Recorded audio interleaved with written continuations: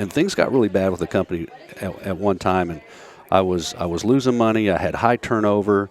My mind was in a mental fog. I didn't know how to run everything. I had about 80 employees at that time, and I was like, this isn't going to work. And I was so scared to tell anybody that I didn't know what to do anymore. That I had grown to that point that I didn't know how to go to the next level. I didn't know how to keep managing things. It scared me to death. And I was afraid that if I told my leadership team or my managers and stuff that I didn't have the answers, that they would go, well, then we're out of here.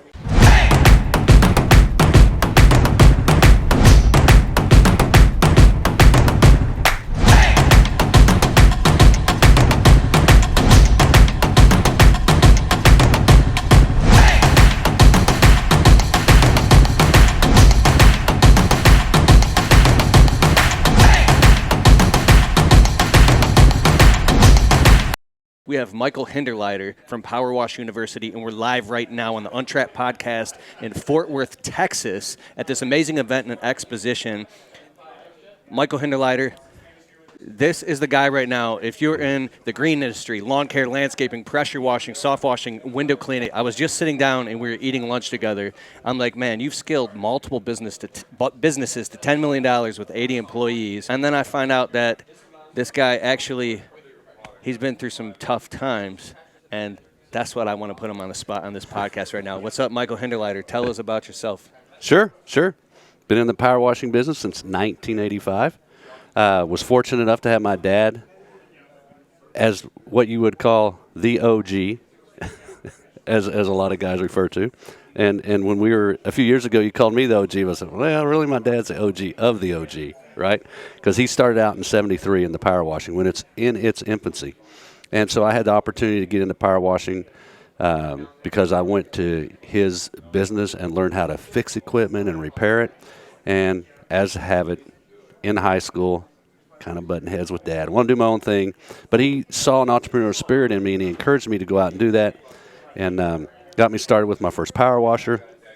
So I went out and started doing fleet washing on the weekends, worked my way through college.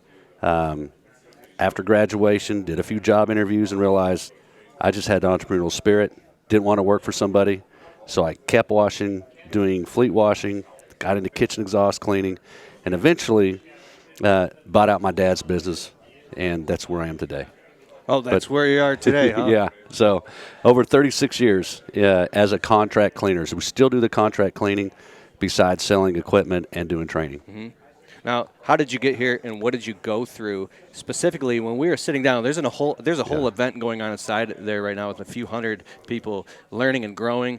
Joshua Latimer, Brandon Vaughn, Bobby Walker, and Jason Guyman, and a lot of great minds in there. And we're learning a lot. But when I was talking to you, you said agoraphobia. Yeah. That you went through. That's a big deal. Yes. Agoraphobia. Agoraphobia. I apologize. Yeah. So when I was in college, it actually started when I was in high school.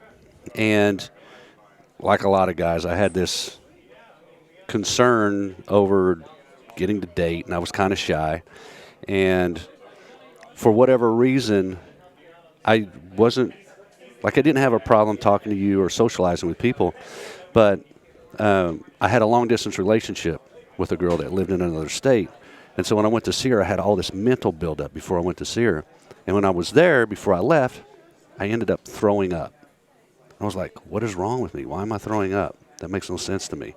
And my mind just kept playing that back over and over and over. And as I thought about it, I kept thinking, well, what other problems is this going to create?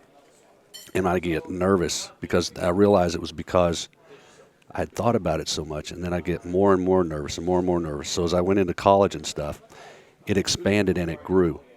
And I became agoraphobic to the point that if I knew I was meeting somebody new, I would get super nervous. Or if I knew I had a social situation I had to be in, I got extremely nervous about it. And I would get to where I couldn't eat. My hands would get sweaty, and I would get chills. Even though I was sweating, I would chill. I'd be cold, and sweat's pouring off of me. So those kind of things were happening.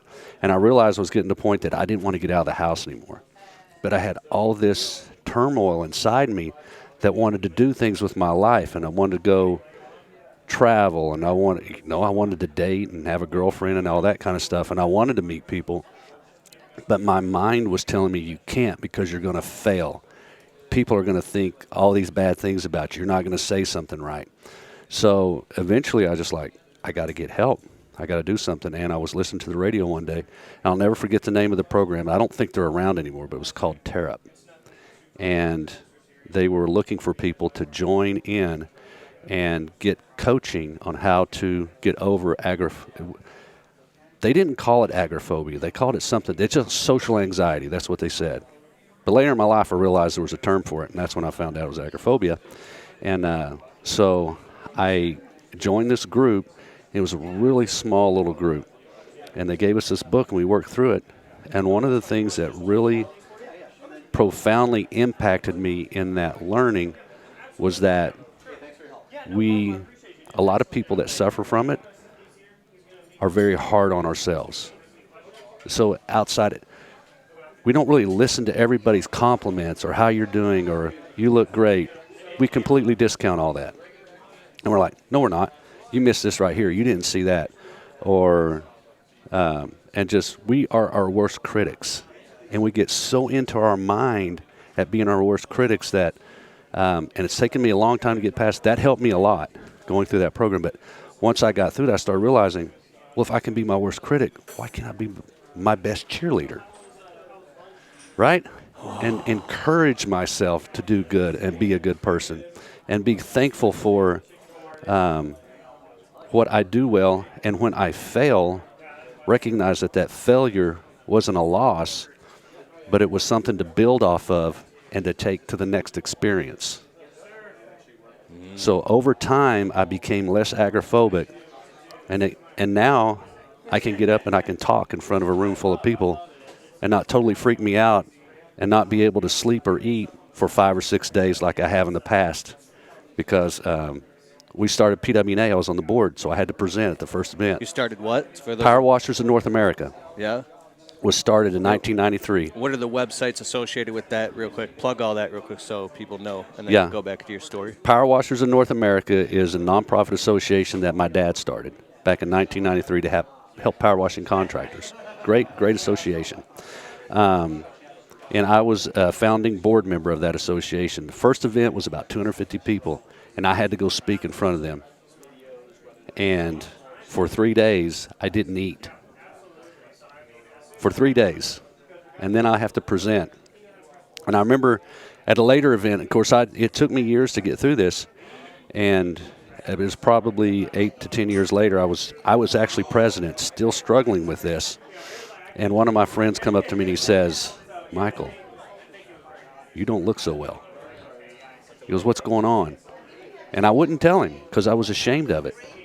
And it wasn't until I could admit and get over my pride and tell people that I had a problem was I able to really let go of it and move forward. Because it had to get to the point where I accept who I am and I don't care or worry about what other people think. That's not easy to do. That's hard. Especially when you can be... We can allow pride to take over our lives.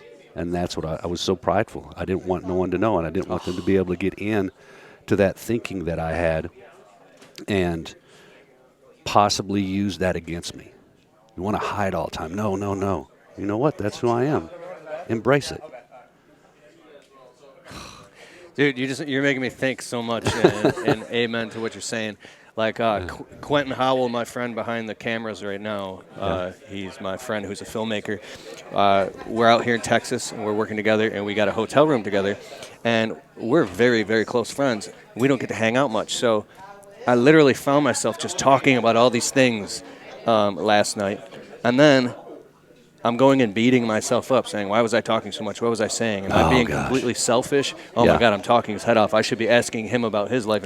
And all these things where you go into a scenario, and then you'll overanalyze the way you acted, or was I appropriate? And I think that – so how do you, in business, in being a team leader and developing culture, because in scaling human behavior. How have you taken what you've learned and then learned how to do that to scale a business and be a great coach so you can have employees do work? And mind you, pressure washing, power washing is, there's higher profit margins and things like that. If you wonder, if you're outside of the industry and you're like, what is this thing about power washing? Why are these guys so gung ho about this? If you're in the industry and you see, like, this is a huge community of people that are crushing it. I'm just saying that there's a lot of opportunity in this. So, Yeah. There's great margins in power washing and knowing how to run your business and do that kind of stuff.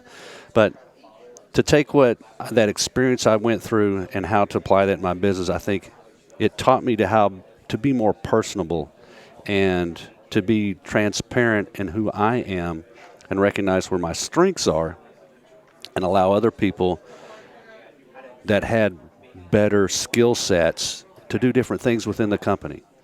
So one of the other huge epiphanies that I had when I was running the businesses was part of that pride and thinking that I always had to have, excuse me, I always had to have the right answers for people, and that I had to be quick with my responses, and I couldn't think about it very long. I thought that's what being a leader was. Like, you had to know. And if you didn't know, people were going to lose confidence in you. And so when it was a huge struggle for me for a while, and things got really bad with the company at one time, and I was losing money. I had high turnover. My mind was in a mental fog. I didn't know how to run everything. I had about 80 employees at that time, and I was like, this isn't going to work. And I was so scared to tell anybody that I didn't know what to do anymore. That I had grown to that point that I didn't know how to go to the next level. I didn't know how to keep managing things. It scared me to death. And I was afraid that if I told my leadership team or my managers and stuff that I didn't have the answers, that they would go, well, then we're out of here. But guess what happened when I told them? huh? They were like, you're real. You're human. And we got this. We can help you. You let us do what we need to do, and you do what you need to do. And it grew from there. And then the relationships got better. The morale improved dramatically. And if I was wrong, I would admit I was wrong. And before, I wouldn't do that. I would make lame excuses or blame other people. So now I'm very quick to address when I do something wrong, because I want my staff to know it's okay for them to admit when something's wrong or they did something wrong. I want to hear it, because then it gives me the opportunity to coach them if I can help them, or point them in a direction where they can get help. And, obviously when it comes to the technical side of cleaning and doing all that, I'm a whiz. It's like the back of my hand. I know it. I can help you with that. It's simple. And then with some of the things I've struggled with in life, when that comes up, then I can be somewhat of a personal coach. You got to be careful with that too when it comes to HR, what you can and can't do, and between male and female and all that too. You be very careful and have the right person on your team to deal with those as well. I got a great HR lady that is phenomenal. When you got a business at our size, you need a good HR, safety and all that. So it helps a lot. I'm just absorbing right now. I'm chilling. I'm thinking about the parts of myself. And if you watching are a control freak, afraid to let go of control, I know. Oh gosh. I'm watching Brandon Vaughn's new Yeah. YouTube channel, Map to a Million. Yeah. It's really good. And he told me one time in person at another an event that he sat down with somebody and they had him write the word control on a piece of paper and rip it up to tiny pieces. And he was sobbing and crying. And I think about that stuff. I saw you on YouTube too. What's your YouTube channel? Powerwash.com. Powerwash.com. Powerwash.com. I saw you were Yeah. standing in front of big receptacles and you were talking about how to. It was like a training video. I don't know. It was really high quality. Go to powerwash.com. Put links in the show notes Yeah. and below here. Make sure you go there, subscribe, and check it out. All kinds of stuff on that channel. Yeah. So this event right here, talk about this event Okay. and talk about the next event coming up and where it's going to be and why Okay. people should attend and what Okay, they can learn sure. and what can they take away. So at this event, our first day was focusing on business and improving your business, being able to like scale the business, a lineup of speakers to bring their different skill sets that they could share with those that were attending. And a lot of them have programs they can offer. So if you really want to grow your business and take it to the next level, and you don't want to spend a lot of time learning what someone else has learned, which is what I would recommend doing, because I think about like back when I was like, I'm 36 years in business, and all the things that I did, and I started like going through the processes that some of our speakers were talking about, how long it took me to learn and go through those, anywhere from 5 to 10 or 15 years to just do some of the things that they were talking about that their program offers. And I would just have to pay a monthly fee or a one-time fee for them to help me get through it. But we get so focused on trying to save $10 or $20 or $100. It's like, hey, guess what? I can build that machine cheaper than I can buy it from you from. So I'm going to buy all the parts. I'm going to build it. Why? Why would you do that? Why don't you go buy it from someone who knows how to put it together, who knows how to make it run and last, instead of spending your time building it when you should be out building your business and getting customers and creating revenue to grow that business. So if you want to think about it like this, the hierarchy to survival, what's the first thing you need to have to survive? Food and water. Mm-hmm. And then shelter, but you got to eat and you got to have water, right? That's what that's what sales is to business. It's the food and water. And then once you get that and you start consuming, then you build up the other things. You build up your protocols and your systems and things like that to put it together, and that's what we're offering here. The owner is usually one of the best people to go out and get that going. And eventually, once they build it up, then they could hire sales staff and create sales systems and put programs in to bring in the sales. But you got to have that first. And you need to be, your primary focus as a business owner is just creating that funnel that feeds the business all the work you can get for the business. And then put the systems in place and have other people help you do that as much as you can. And that's what we were doing on the first day. And then today goes into technical. Yeah. So now we're teaching like wood restoration today. We're going to do paver sealing. We're doing outside demos. We did dumpster pad cleaning outside. And then we're going to demo equipment and things like that for people to get more of their hands on. And then, so we announced a new program we're rolling out, which is called Washaholics. So only the people that were here today can get in on the ground floor and this absolutely amazing price we've rolled it out for. But eventually we will start offering this to the public. So the people that are here become my tribe for creating and building this program at this upper level that's going to be so awesome.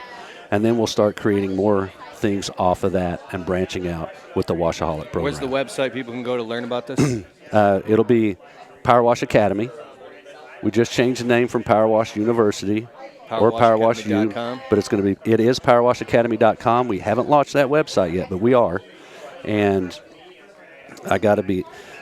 so what we found out is that with wrap it up. All right.